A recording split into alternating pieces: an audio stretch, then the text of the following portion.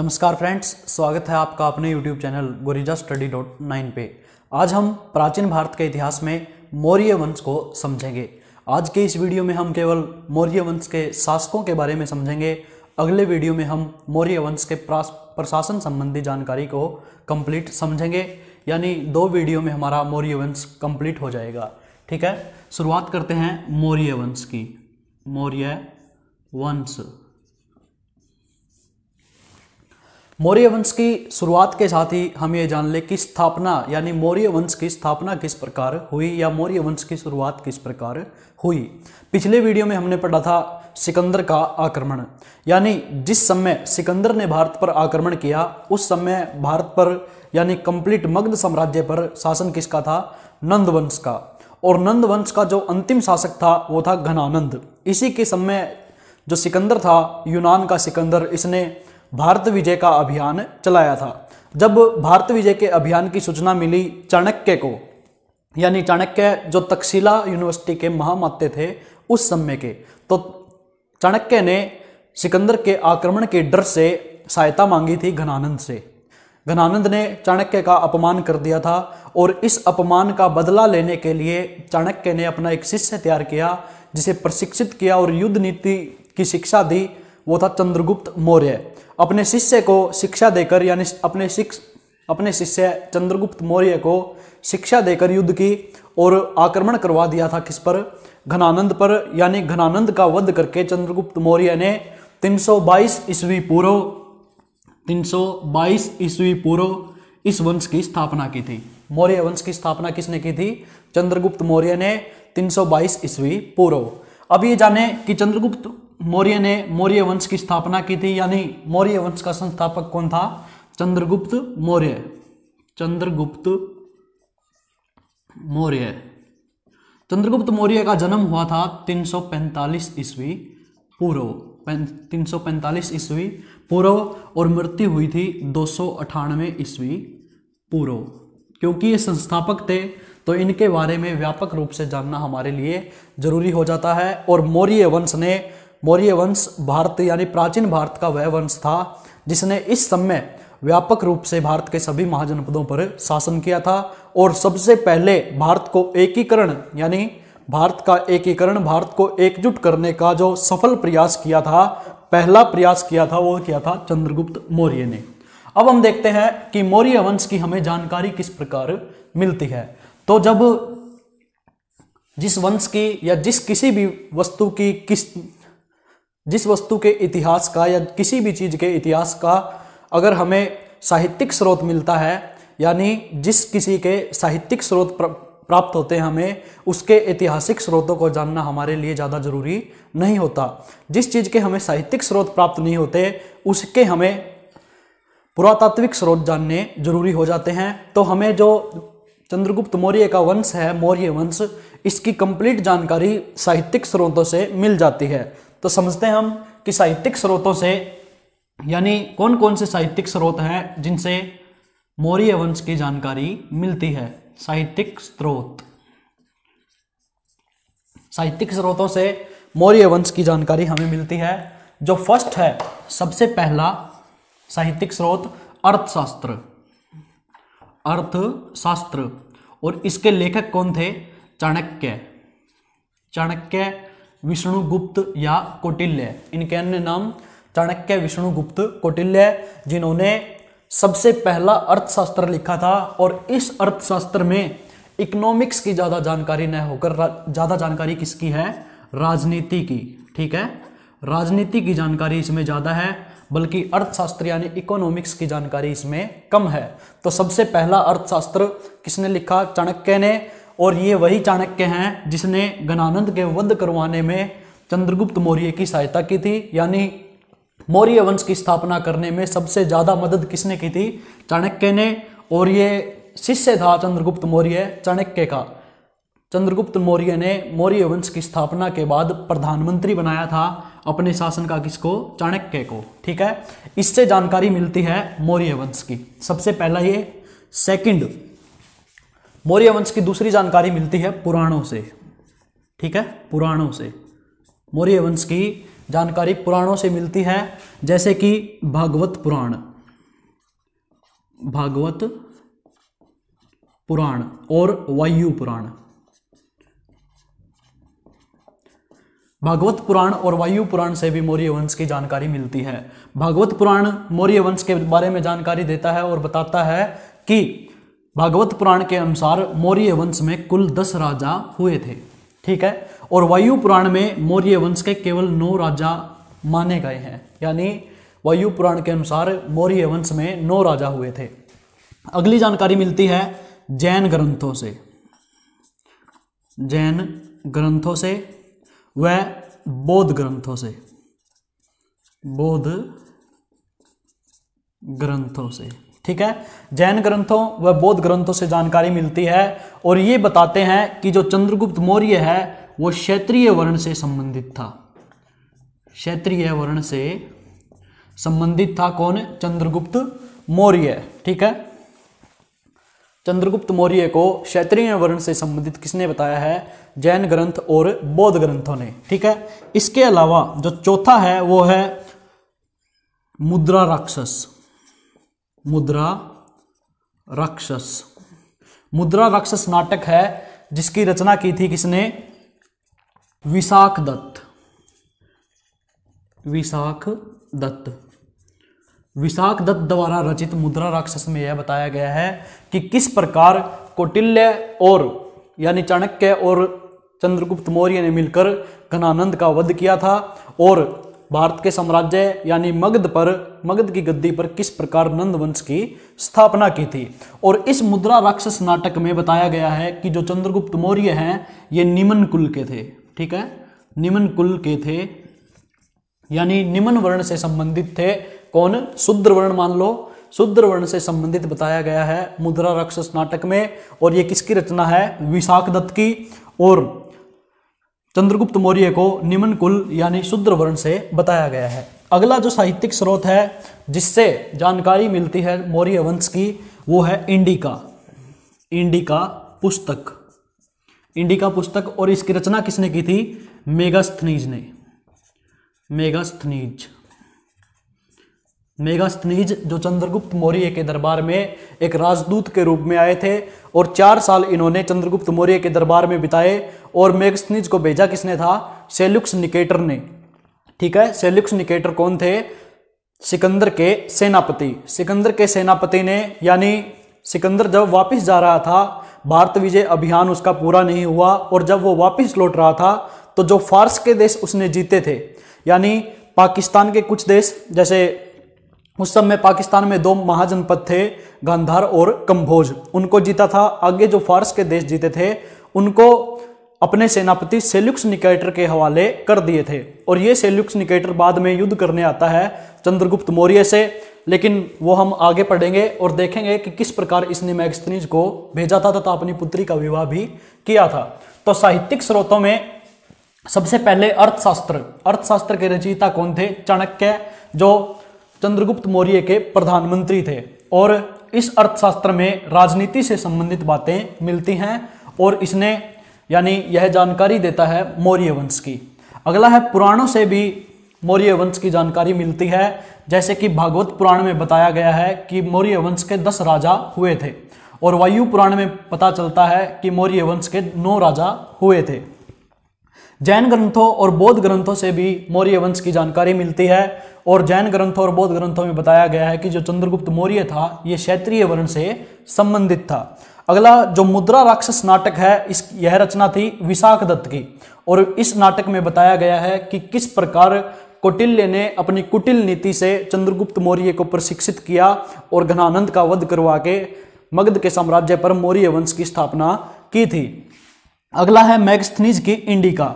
यह यूनानी इतिहासकार यानी यूनानी राजदूत था सेल्यूकस निकेटर का और सेल्यूकस निकेटर ने इसको चंद्रगुप्त मौर्य के दरबार में भेजा था और इसने भारत की स्थिति को देखकर या भारत के राजनीतिक व्यवस्थाओं को, राजनीतिक सामाजिक सभी व्यवस्थाओं को देखकर एक पुस्तक लिखी थी इंडिका, ठीक है। और इसमें बताया गया है मौर्य प्रशासन के बारे में। लेकिन एक और तथ्य है कि जो इंडिका है यह मूल रूप में नहीं पाई गई, ठीक है, यह मूल रूप में नहीं पाई गई। इसके 1-2 पन्ने ही मिले हैं, उसके आधार पर ही मौर्य वंश की जानकारी का अनुमान लगाया गया है। अब आगे देखिए, जो यूनानी इतिहासकार थे, यूनानी इतिहासकार, इन्होंने कौन सी भाषा में अपना साहित्य लिखा था? ग्रीक। ठीक है, ग्रीक भाषा में जो साहित्य की रचना की थी वो की थी स्ट्रैबो व जस्टिन। स्ट्रैबो व जस्टिन जो इतिहासकार थे, ग्रीक भाषा के इतिहासकार, इन्होंने चंद्रगुप्त मौर्य को किस नाम से संबोधित किया? सेंड्रोकोटस। ठीक है, ग्रीक भाषा के इतिहासकार स्ट्रैबो व जस्टिन, इन्होंने चंद्रगुप्त मौर्य को सेंड्रोकोटस नाम से परिभाषित किया, यानी ग्रीक भाषा यूनानी साहित्यकार। ठीक है, ग्रीक देश का जो प्राचीन नाम है वो क्या है? यूनान। ठीक है, यूनानी इतिहासकारों यानी स्ट्रैबो और जस्टिन ने चंद्रगुप्त मौर्य को सेंड्रोकोटस नाम से परिभाषित किया था। और लैटिन भाषा के जो इतिहासकार थे, कौन कौन? प्लूटार्क और एपियन। प्लूटार्क और एपियन नामक जो इतिहासकार थे, यानी लैटिन भाषा के, और ये लैटिन भाषा बोली कहां पर जाती है? रोम में। ठीक है, जो रोमन एम्पायर है, रोम देश, ठीक है, रोमन देश जो है वहां पर बोली जाती है लैटिन भाषा। और जो लैटिन भाषा के इतिहासकार थे जैसे प्लूटार्क और एपियन, इन्होंने चंद्रगुप्त मौर्य को एंडोकोटस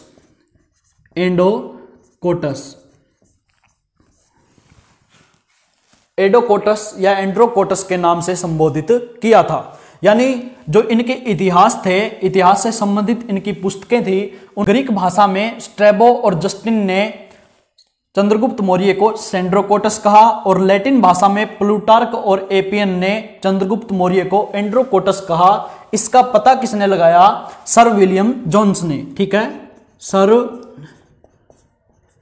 विलियम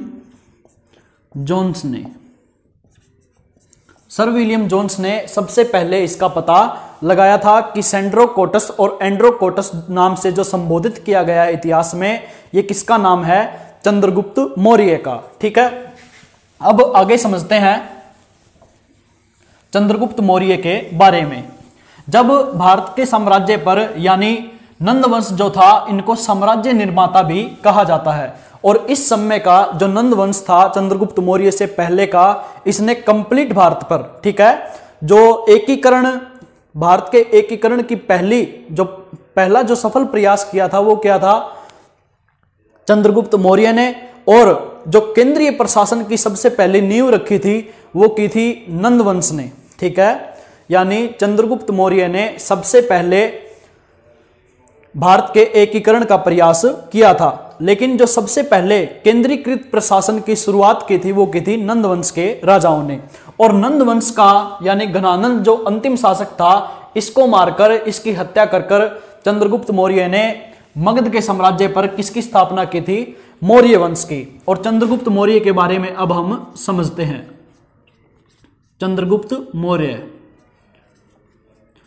मौर्य ने नंद वंश की, मान लो नंद वंश को समाप्त करके मौर्य वंश की स्थापना की थी 322 ईस्वी पूर्व। 322 ईस्वी पूर्व। और चंद्रगुप्त मौर्य की मृत्यु हुई थी 298 ईस्वी पूर्व। यानी चंद्रगुप्त मौर्य ने मगध की गद्दी पर शासन कब से कब तक किया? 322 ईस्वी पूर्व से 298 ईस्वी पूर्व। और ये हमने देख लिया कि लैटिन भाषा में चंद्रगुप्त मौर्य को एंडोकोटस और ग्रीक भाषा में चंद्रगुप्त मौर्य को क्या कहा गया है? सेंड्रोकोटस। और ये पता किसने लगाया? सर विलियम जोन्स ने। ठीक है, अब आगे देखिए, चंद्रगुप्त मौर्य ने चाणक्य की सहायता से मौर्य वंश की स्थापना की थी। और इन चाणक्य ने किसकी रचना की थी? अर्थशास्त्र की रचना की थी। और इसमें राजनीति का वर्णन मिलता है। जो चाणक्य थे ये चंद्रगुप्त मौर्य के क्या थे? प्रधानमंत्री। ठीक है, चाणक्य चंद्रगुप्त मौर्य के क्या बने थे? प्रधानमंत्री बने थे। अब देखिए, जिस समय सिकंदर ने भारत पर आक्रमण किया था और उसके साथ कौन आया था, सेल्यूकस निकेटर, ठीक है। सेल्यूकस निकेटर सेनापति था किसका, सिकंदर का। जब सिकंदर वापस लौटा था, व्यास नदी को पार करने से इसकी सेना ने मना कर दिया था। यानी जब व्यास नदी को पार करने की बात आई तो इसकी सेना ने कदम पीछे रख दिया और वापस लौट गया। तो वापस लौटते समय इसने कुछ फारसी देशों को जीता था और इन फारसी देशों को तथा सिंध जो प्रांत था इसको दे दिया था किसको, अपने सेनापति सेल्यूकस निकेटर को। और इस सेल्यूकस निकेटर ने 305 ईस्वी पूर्व में चंद्रगुप्त मौर्य के साथ युद्ध लड़ा था, ठीक है। 305 ईस्वी पूर्व में चंद्रगुप्त मौर्य के साथ युद्ध हुआ था सेल्यूकस निकेटर का, जिसमें चंद्रगुप्त मौर्य ने सेल्यूकस निकेटर को पराजित कर दिया था। और इस पराजय के बदले जब इनकी संधि हुई दोनों की आपस में, तो सेल्यूकस निकेटर ने 4 प्रांत, ठीक है, 4 प्रांत, काबुल जो अब कहां पे है, पाकिस्तान में, ठीक है, काबुल, गांधार, काबुल है अफगानिस्तान की राजधानी और गांधार है पाकिस्तान में, ठीक है। काबुल, गांधार, मकरान ये कहां पर है, पाकिस्तान में, और हेरात ये भी कहां पे है, पाकिस्तान में। ये 4 प्रांत किसको दिए थे, चंद्रगुप्त मौर्य को। किसने, सेल्यूकस निकेटर ने, और अपनी पुत्री जिसका नाम था हेलेना, अन्य नाम कार्नेलिया, ठीक है। इसका विवाह किया था किसके साथ, चंद्रगुप्त मौर्य के साथ। यानी सेल्यूकस निकेटर जब इससे पराजित हुआ, और ये जो 305 ईस्वी पूर्व का युद्ध है ये चंद्रगुप्त मौर्य का अंतिम युद्ध था, ठीक है। अंतिम युद्ध कौन सा था, 305 ईस्वी पूर्व का युद्ध जो हुआ सेल्यूकस निकेटर के साथ। इसमें सेल्यूकस निकेटर की पराजय हुई और जब इन दोनों की संधि हुई तो सेल्यूकस निकेटर ने चंद्रगुप्त मौर्य को 4 प्रांत दिए थे, काबुल, गांधार, मकरान और हेरात, ठीक है। और अपनी पुत्री यानी सेल्यूकस निकेटर की पुत्री हेलेना का विवाह हुआ किसके साथ, चंद्रगुप्त मौर्य के साथ, ठीक है।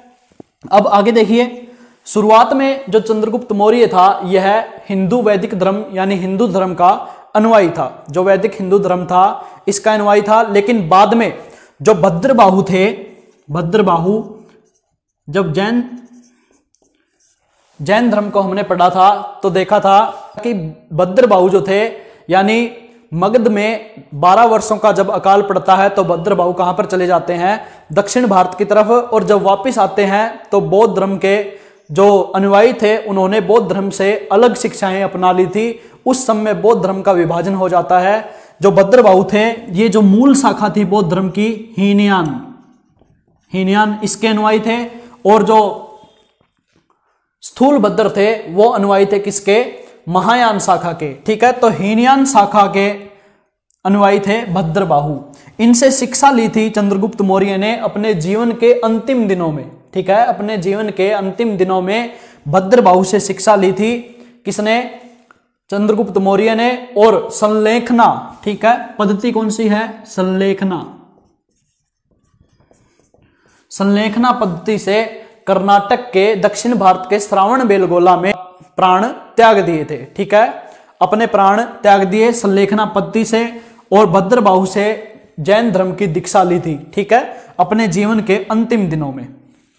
सबसे पहले मौर्य वंश ने यानी चंद्रगुप्त मौर्य ने भारत के एकीकरण का पहला प्रयास किया था। यानी चंद्रगुप्त मौर्य ने अपनी सीमाएं कश्मीर से लेकर कर्नाटक तक और मगध जो बिहार में है यहां से लेकर और सिंध प्रांत तक जो पाकिस्तान में है यहां तक एक शासन स्थापित कर दिया था। और सबसे पहले जो केंद्रीय प्रशासन की सफल नींव रखी थी वो रखी थी चंद्रगुप्त मौर्य ने। यानी यह मगध में बैठकर, केंद्र में बैठकर सभी प्रांतों को अपने अंडर में रखता था। अब देखिए, जब 298 ईस्वी पूर्व में चंद्रगुप्त मौर्य की मृत्यु हो जाती है, कब हुई, 298 ईस्वी पूर्व। इसका उत्तराधिकारी यानी इसका पुत्र कौन होता है, बिंदुसार। एक हर्यक वंश में हमने पढ़ा था बिंबसार, वो था बिंबसार। लेकिन चंद्रगुप्त मौर्य का उत्तराधिकारी कौन होता है, बिंदुसार, ठीक है। बिंदुसार को एक अन्य नाम भी मिला था, या बिंदुसार को एक अन्य नाम से भी जाना जाता है, अमित्रघात। अमित्रघात का अर्थ क्या है? शत्रु विनाशक। शत्रु विनाशक यानी शत्रु का नाश करने वाला। ठीक है, बिंदुसार का एक अन्य नाम क्या मिलता है? अमित्रघात यानी शत्रु विनाशक। बिंदुसार पिता की मृत्यु यानी चंद्रगुप्त मौर्य की मृत्यु के बाद 298 ईस्वी पूर्व में गद्दी पर बैठा था। ठीक है, 298 ईस्वी पूर्व में गद्दी पर बैठा था। और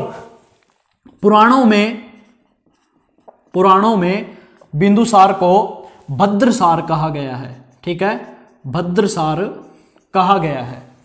और जैन ग्रंथों में बिंदुसार को यानी जैन ग्रंथों में बिंदुसार को सिंहसेन नाम दिया गया है। ठीक है, ये देखिए बिंदुसार का जो एक अन्य नाम मिलता है वो है अमित्रघात, जिसका अर्थ शत्रु विनाशक। बिंदुसार गद्दी पर कब बैठा? मगध की गद्दी पर 298 ईस्वी पूर्व। पुराणों में बिंदुसार को भद्रसार कहा गया है और जैन ग्रंथों में बिंदुसार को सिंहसेन की उपाधि मिली थी।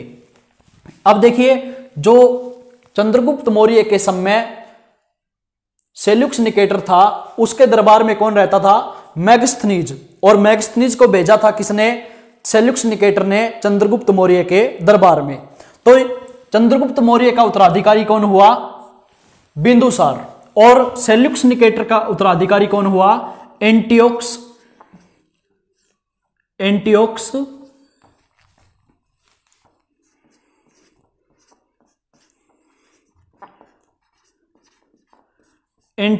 प्रथम। ठीक है, चंद्रगुप्त मौर्य का उत्तराधिकारी बिंदुसार और सेल्यूकस निकेटर का उत्तराधिकारी एंटियोक्स प्रथम। यानी सेल्यूकस निकेटर ने चंद्रगुप्त मौर्य के दरबार में भेजा मेगस्थनीज। ठीक है, और एंटियोक्स प्रथम ने बिंदुसार के दरबार में अपना उत्तराधिकारी भेजा। ठीक है, जो मेगस्थनीज का उत्तराधिकारी था इसको भेजा, जिसका नाम क्या था?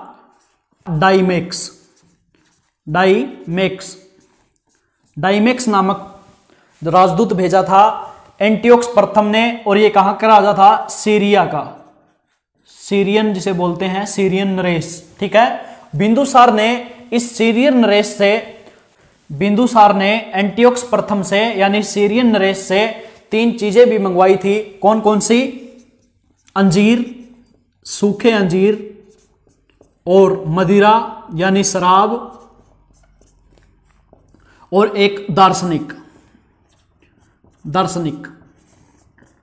जब ये 3 चीजें मंगवाई तो सीरियन नरेश एंटियोक्स प्रथम ने कहा कि अंजीर और मदिरा मैं आपको भेज सकता हूं, लेकिन जो दार्शनिक है ये गिफ्ट के रूप में किसी को प्रदान नहीं किया जाता। ठीक है, यानी दार्शनिक नहीं भेज सकता, लेकिन अंजीर और जो मदिरा है ये मैं आपको पहुंचा सकता हूं। ठीक है, इस प्रकार जो बिंदुसार के समय में जो बातें हुई वो ये थी। और एक सबसे बड़ी बात, बिंदुसार के समय जो तक्षशिला है, ठीक है, तक्षशिला के यहां पर पाकिस्तान के समीप जो तक्षशिला थी, तक्षशिला यूनिवर्सिटी के जो गांधार की राजधानी थी,